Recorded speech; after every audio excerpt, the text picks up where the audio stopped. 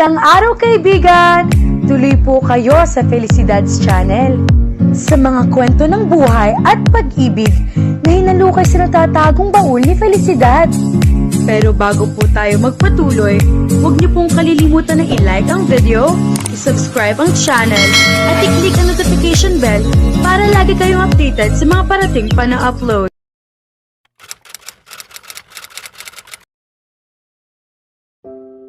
Naramdaman ni Odie ang marahang pagyugyog sa kanyang mga balikat. Nang imulat niya ang kanyang mga mata, bumungad sa kanya ang nakakunot noong mukha ni Gardo. Ninisian niya ang kakambal. "Kamusta, kambal kong kapatid? Miss na miss kita." "Diyos ko, Odie. Bakit ka natulog dito sa labas ng bahay?" Hindi makapaniwalang tanong ni Gardo habang tinutulungan siyang makatayo. Pinagpag ni Odie ang mga damong dumikit sa kanyang damit. Bigla siyang nakaramdam ng matinding pangangati. "Hindi ko alam na umalis pala kayo. Nawawala kasi ang mga susi ko.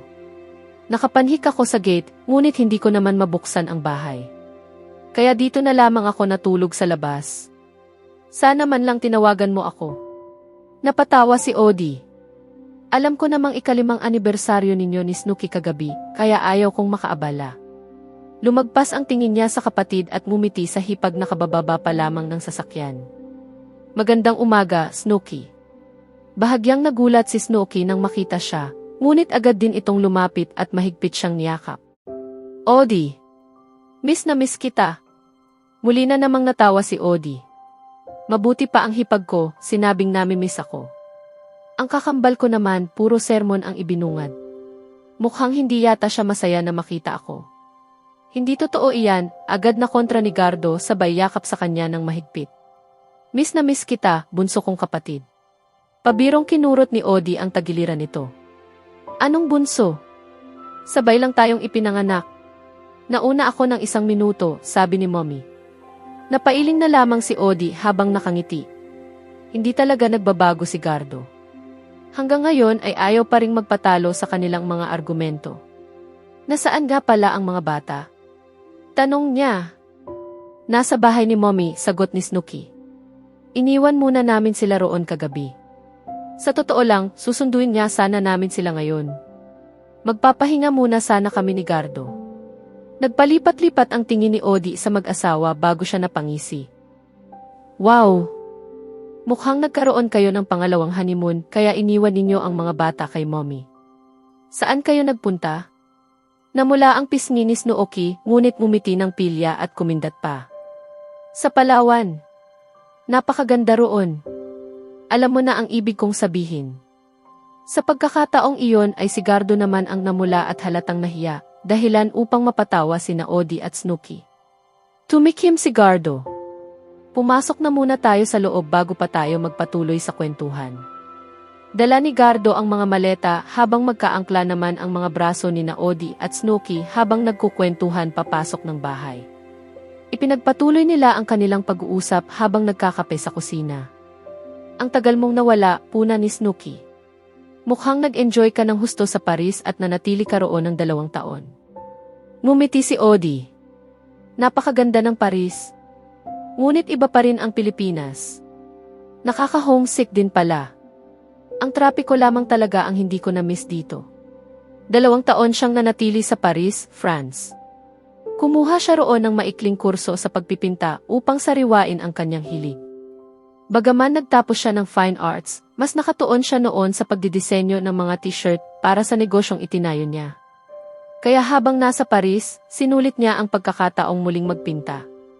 Gayunpaman, kahit nasa ibang bansa siya, ay patuloy pa rin niyang pinatatakbo ang tea house. Si Daisy ang ginawa niyang operations manager at lingguhan itong nag-ulat sa kanya. Samantala, si Sylvester naman ang bagong taga-disenyo ng kanilang mga t-shirt, ngunit ipinapakita pa rin ito sa kanya ang bawat disenyo para sa pag-apruba. Madalas silang mag-usap ng 3 sa pamamagitan ng messenger. Siyempre, madalas din niyang kausap ang kanyang ina, sina Gardo at Snooki, pati na ang kanyang matalik na kaibigang si Monica.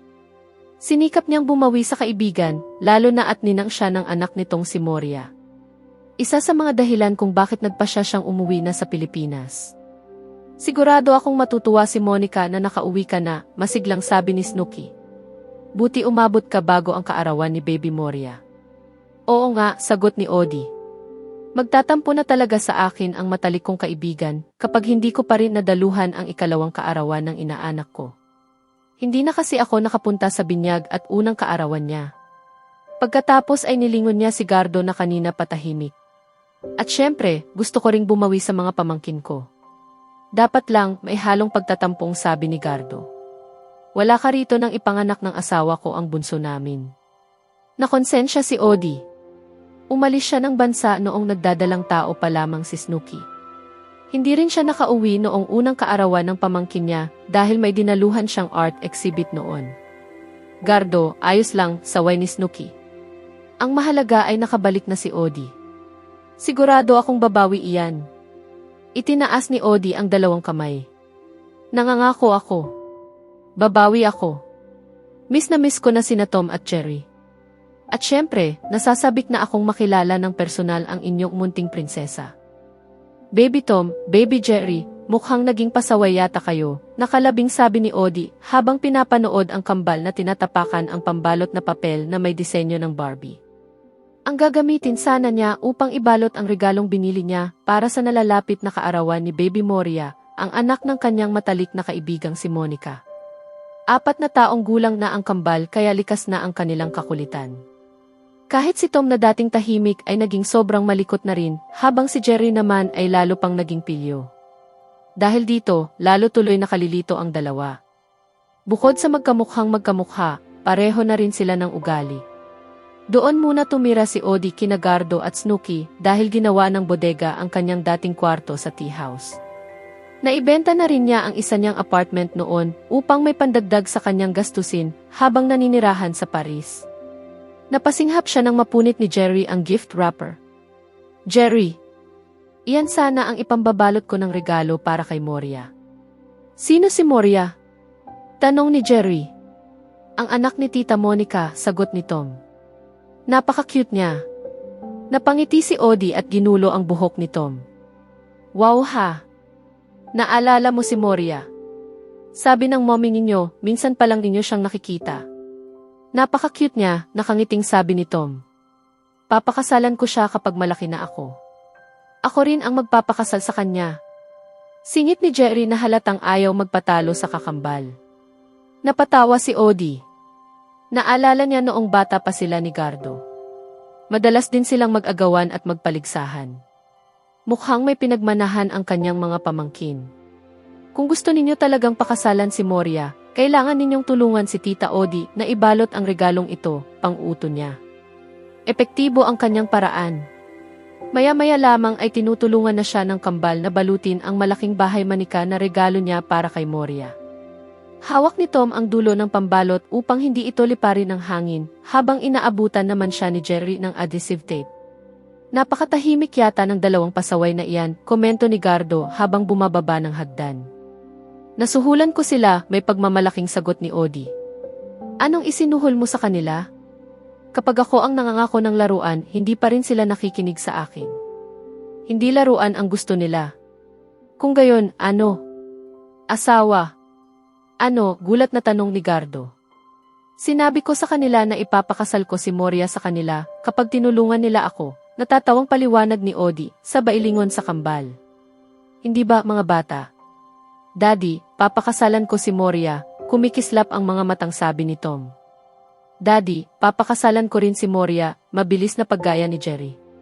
Masyado pa kayong bata para magpakasal, sermo ni Gardo sa mga anak bago nilingon si Odie.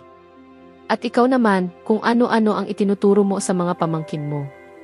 Paano kung malaman ni Monica na gusto mong ipakasal ang anak niya sa mga anak ko? Sino ang magpapakasal? Tanong ni Snooki habang bumababa ng hagdan, karga ang bunsong si Minnie. Gusto raw pakasalan ni na Tom at Jerry si Moria, natatawang kwento ni Odie na ikinaungol ni Gardo. At itong asawa mo, labis nang nag-aalala. Mommy, gusto ko si Moria, sabi ni Tom. Mommy, ako rin. Dagdag ni Jerry. Natawa si Odie. Kailangan ninyong maging mababait kung gusto ninyo siyang pakasalan. Napakabait na bata ni Moria. Opo, Mommy. Sabay na sagot ng kambal. Nasapo ni Gardo ang noo. Nagkampihan pa kayong dalawa. Baka seryosohin pa ng mga bata ang usapang iyan. Ako naman, gusto ko si Moria, nakangiting sabi ni Snooki. Ayos lang sa akin kung siya ang maging manugang ko balang araw. Lalo itong ikinasimangot ni Gardo. Tinapik ni Odi ang balikat ng kakambal. Mag-relax ka, bro. Nagbibiro lang kami. Usapang bata lamang ito, masyado mo namang siniseryoso. Sige na nga, naiiling na sagot ni Gardo. Nagiging sobra na naman akong mapagprotekta sa mga anak ko. At lalo kitang minamahal dahil dyan, malambing na sabi ni Snooki. Hinila siya ni Gardo palapit at inakbayan. Nakaramdam ng bahagyang inggit si Odi. Napakasaya ni Gardo sa kanyang pamilya. 3 na ang anak nila ni Snooki. Hindi naman siya lubos na malungkot dahil matagal na niyang tinanggap ang pag-iisa. Ngunit may mga sandali pa rin na sumasagi sa kanyang isipan ang nakaraan. Ang panahong muntik na rin siyang maging masaya. Pinakawalan niya ang taong nagbigay sa kanya ng tunay na ligaya at nawala ang pagkakataong makasama ito. Tuwing naaalala niya ang mga pangyayaring naganap 2 taon na ang nakalilipas, tila may humihila sa kanyang puso. Gayunpaman, hindi niya pinagsisisihan ang kanyang pag-alis. Noon ay hindi pa siya handang magmahal ng iba bukod kay Pluto. At hanggang ngayon ay hindi pa rin siya sigurado kung darating pa ang panahong magiging handa siya. Ayos ka lang ba, Odi? Nag-aalalang tanong ni Gardo nang mapansing na tahimik siya habang nakatingin lamang sa mag-asawa. May naalala lang ako. Ano iyon? Mausisang tanong ni Snooki. Yumiling si Odi. Ayaw na niyang mag-alala pa ang mga taong mahal niya. Wala naman. Napagtanto ko lamang kung gaano karaming sandali ang hindi ko nasaksihan habang wala ako. Napatawad mo na kaya ako, Taz? Sa susunod na kabanata, muling haharap si Odi sa mga alaala ng kanyang nakaraan, lalo na sa taong minsan niyang minahal, ngunit iniwan. Unti-unti ring mabubuksan ang posibilidad ng muling pagkikita nila ni Taz, isang tagpong maaaring magbalik ng mga damdaming matagal niyang itinago. Kaya abangan natin,